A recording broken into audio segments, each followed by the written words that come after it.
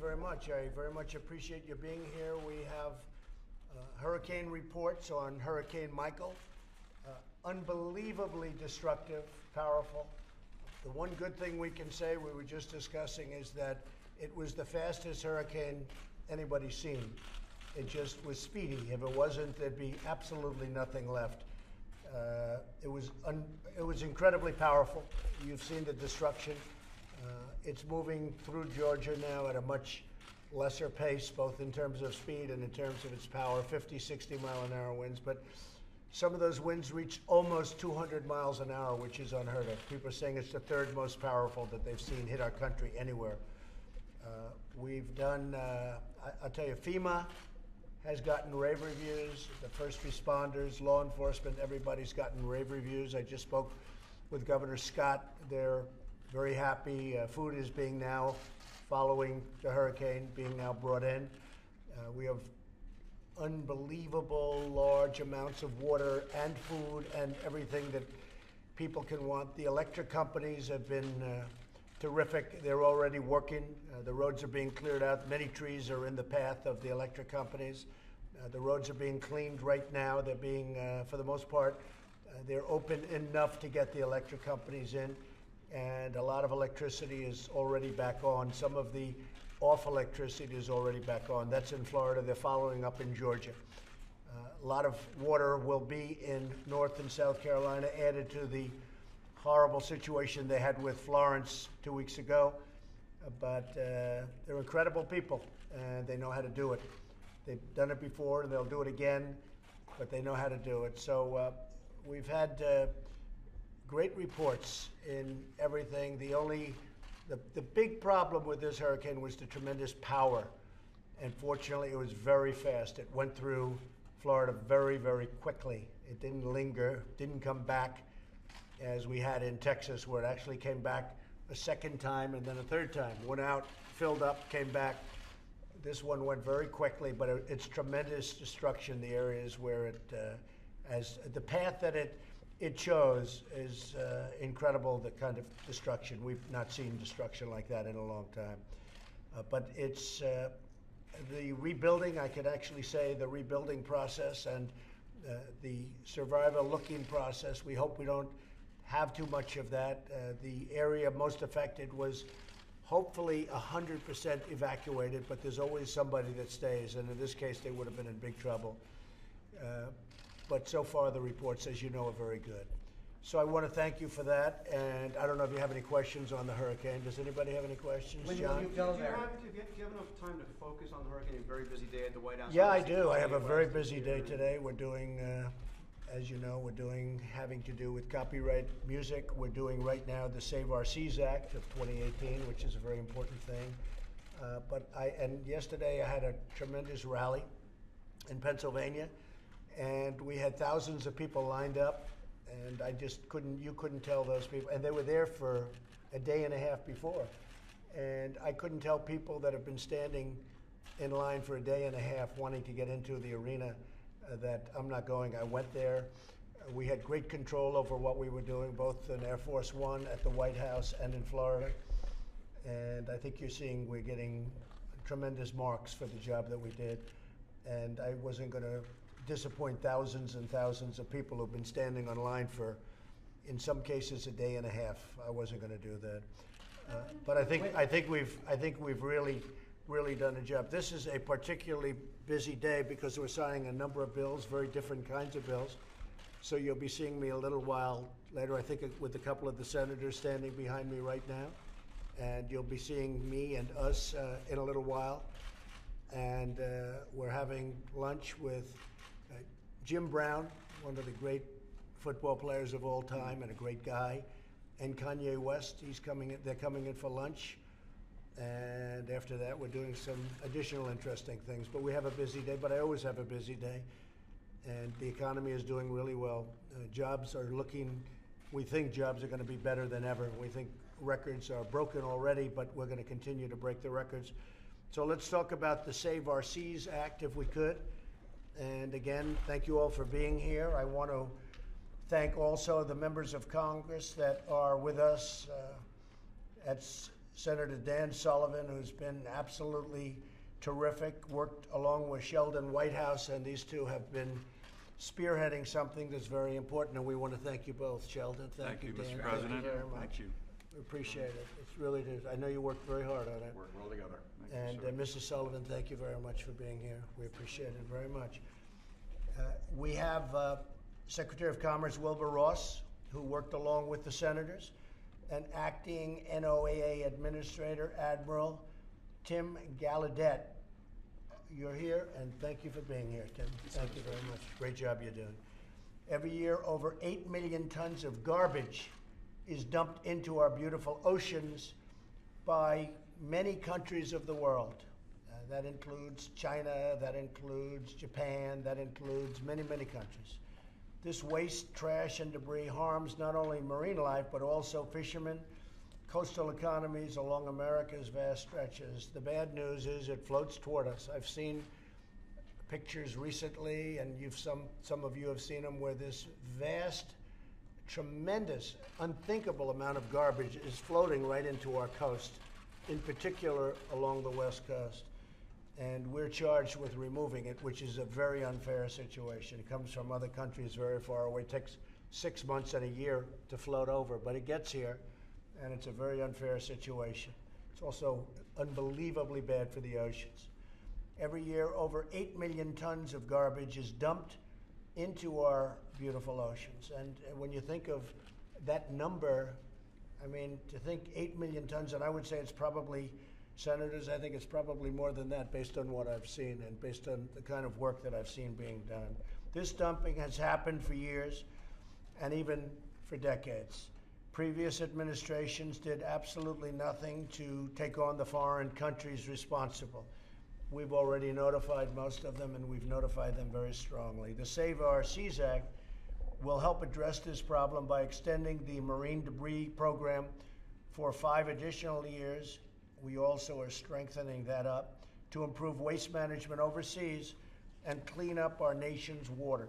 We will boost the federal government's response to oceans waste by authorizing the National Oceanic and Atmospheric Administration to declare severe marine debris events, which happen all the time. It's incredible. It's incredible. When you look at it, people don't realize it, but all the time, we're being inundated by debris from other countries. This legislation will release funds to states for cleanup and for response efforts, and we will be responding, and very strongly. The legislation also encourages the executive branch to engage with those nations responsible for dumping garbage into our oceans. My administration is doing exactly that. For example, the new United States-Mexico-Canada agreement is the first U.S. trade agreement ever to include commitments by the parties to cooperate to address land and sea-based pollution and improve waste management. And I can tell you that Dan and Sheldon were very insistent on trying to get that into the USMCA, the new agreement that we have with Canada and Mexico. And we'll be putting it into other agreements also. The United States has some of the most beautiful beaches and oceans in the world, and the coastlines are incredible. As president, I will continue to do everything I can to stop other nations from making our oceans into their landfills. That's why I'm pleased, very pleased, I must say, to put my signature on this important legislation. And again, I'd like to thank Dan and Sheldon and all of the people, the Admiral and Wilbur, all of the people that worked so hard on this. This was a tough one, but it had great bipartisan support. What was the final vote? It was a unanimous consent in the Unanimous. Senate. Yes, sir. Bipartisan. Did you ever think, John, you'd hear that? Bipartisan. Well, that's pretty good. Can you imagine Trump and White House in the same area? White House. It's all right. Hey, I have a lot of respect. And what the president said about the administration, the Trump administration, doing a great job on this. It's an underreported story, but they are really taking the lead globally. And Mr. President, we want to thank you for Well, that. I want Very to thank bipartisan. I want to thank you, and I want to thank Sheldon. Thank you. Come here, Sheldon. See, we can shake hands. Thank you, Man, Mr. President. Thank you very much. Thank you very much for being here. I appreciate it. Thank you, Wilbur. Thank you, Admiral. Thank you very much. All right, let's get this done properly, huh?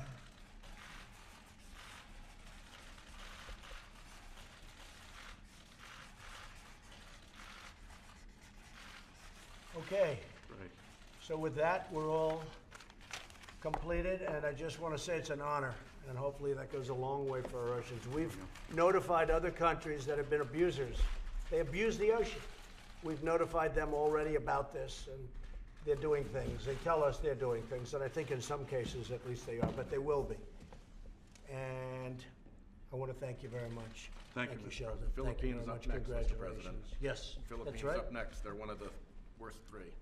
Well, that's right. That's going to be interesting. thank you. So you're working on that? We are. That's very With good. your All trade right. team on the Philippine trade agreement. We're to okay with Make sure that. this is a part of it. I understand. A lot comes from there. Yes. President, what exactly is the U.S. doing as an investigative in the same Saudi journalist? You said there were U.S. investigators? Yes, we're looking at it. What We're looking at it very exactly? strongly. We'll be having a report out soon. We're working with Turkey. We're working with Saudi Arabia. What happened is a terrible thing, assuming that happened. I mean, maybe we'll be pleasantly surprised, but somehow I tend to doubt it, and we take it very seriously. Did the U.S. have any kind of responsibility to warn him if things got picked up? Well, we have, it's not our country, it's in Turkey, and it's not a citizen as I understand it, but a thing like that shouldn't happen. It is a reporter with the Washington Post, and it's something like that should not be allowed to happen. Something like that should not happen, and we intend to get to the bottom of it, yes. Mr. President, you have talked a little bit about the markets. The markets are down again today. How long do you think this correction, which you said was coming anyway? Well, we're still up is 40% going to for the period of time, so I mean, the markets are way up over what they were. It's a correction that I think is caused by the Federal Reserve with interest rates. The dollar has become very strong, which frankly, people can debate whether or not they like a strong dollar or not. The dollar is very strong, very powerful, and that causes a little difficulty with doing business, frankly. Strong dollar doesn't necessarily mean all good, but we do have a very strong dollar. And we have interest rates going up at a clip that's much faster than certainly a lot of people, including myself, would have anticipated. I think the Fed is out of control. I think what they're doing is wrong. Under the Obama administration, you had a lot of help because they had very little interest. You know, when you talk about economies, our economy is far better than that, but we're paying interest, and they weren't. They were using funny money. But I think the Fed is far too stringent, and they're making a mistake, and it's not right. And it's, despite that, we're doing very well, but it's not necessary, in my opinion, and I think I know about it better than they do, believe me. Mr. President, Would after you what consider happened with firing the the Soyuz Fed chairman? capsule I mean, today? is his job No, I'm not going to secure? fire him. I'm just disappointed at the clip. I think it's far too fast, far too rigid, far too fast. Mr. President, after what happened with the Soyuz capsule today, are you at all worried that American astronauts have to rely on the Russians to get into space? Because No, we've I'm been not talking about worried. Space We have a Force. tremendous space program going right now. In addition to which, you're going to have the Space Force. I think by next year we intend to have that. It's already in this budget, and we'll have our own everything. But no, I'm not at all worried at all. Are you planning to meet President Xi? Will Jamal Khashoggi's case affect the way you deal with MBS or other Saudi? We have to see what happens. A lot of work's being done on that, and we're going to have to see what happens. I don't like stopping massive amounts of money that's being poured into our country. I know they're talking about different kinds of sanctions, but they're spending $110 billion on military equipment and on things that create jobs, like jobs and others for this country. I don't like the concept of stopping an investment of $110 billion into the United States. Because you know what they're going to do? They're going to take that money and spend it in Russia or China or someplace else. So I think there are other ways. If it turns out to be as bad as it might be, there are certainly other ways of handling the situation. But I will tell you up front right now, and I'll say it in front of senators, they're spending $110 billion purchasing military equipment and other things.